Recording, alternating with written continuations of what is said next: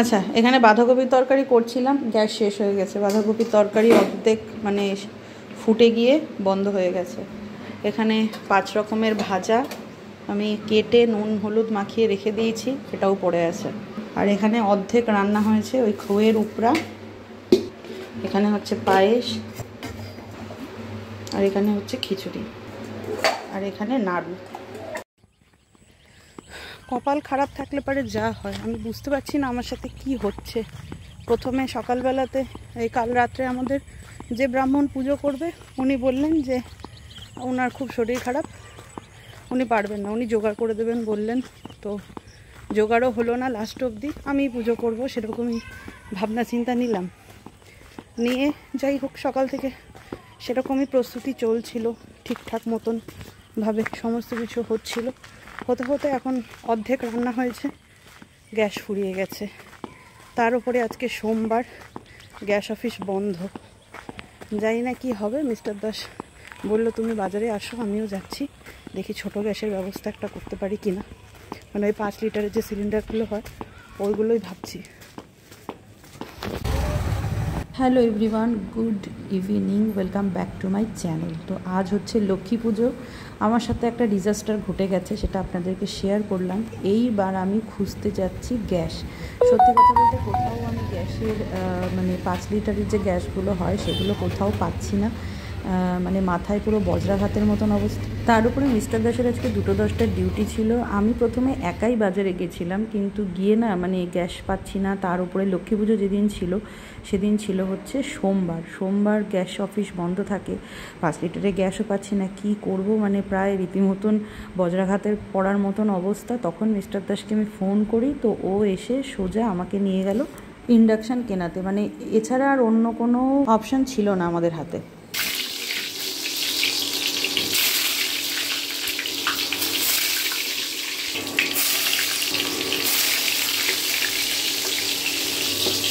মানুষের নতুন জিনিস হয়, আর আমার নতুন জিনিসে টোটালি একেবারে সেই বিভক্ত বিভীষিকার মতন দেখতে হয়।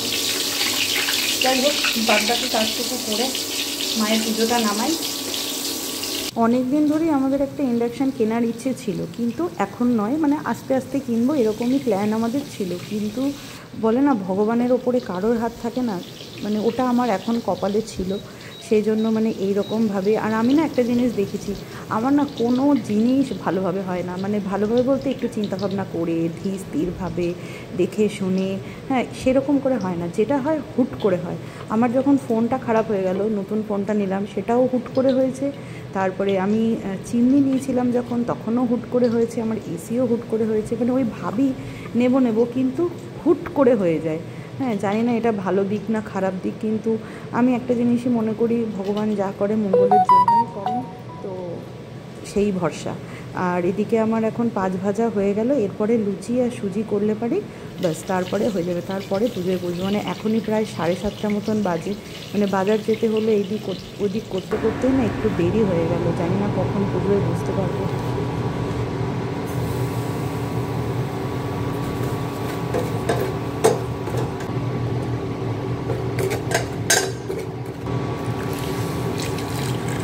এরই মাঝখানে রান্না কমপ্লিট করে আমি একটু শাড়িটা পরে এলাম, আর একটু পায়ে আলতাও পরে নিলাম, কারণ পূর্ণিমা তো বৃহস্পতিবার করে এখন আর হয়ে ওঠে না। আগে যখন নতুন বিয়ের পর যে বছর 2-3 মতন আমি কন্টিনিউ বৃহস্পতিবার করে পায়ে আলতা পরতাম, শাড়ি টাড়ি পরতাম, কিন্তু তারপরে এখন কাজের চাপে আর হয়ে ওঠে না আর কি। তো আজকে যেহেতু বৃহস্পতিবার পূর্ণিমা, তো আমি পুরো একদম রেডি হয়ে চলে এসেছি। এরপরে এই ফল বানাবো, নৈবেদ্যে সাজাবো, সাজিয়েই বসে যাব। আর আগেই বলেছি আমি, আমাদের ব্রাহ্মণের মানে জ্বর আসাতে উনি পারলো না। আর অন্য ব্রাহ্মণ আমি অনেক খুঁজেছি, কিন্তু ওই লক্ষ্মী পুজো সরস্বতী পুজোর সময় না ব্রাহ্মণ খুঁজে পাওয়া যায় না। মানে ব্রাহ্মণকে রাস্তা থেকেও পারলে তুলে নিয়ে চলে যায় মানুষে।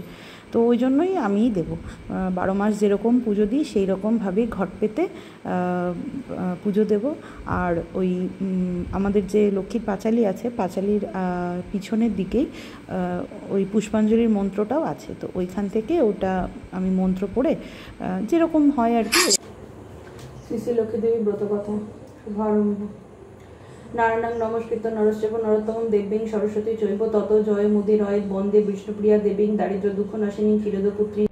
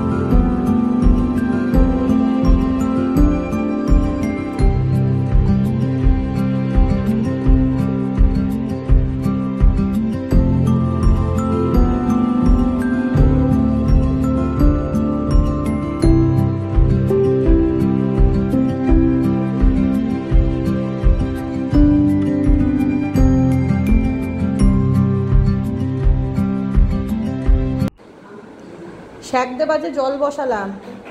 খিচুড়ি ঠিক ছিল? বাঁধাকপি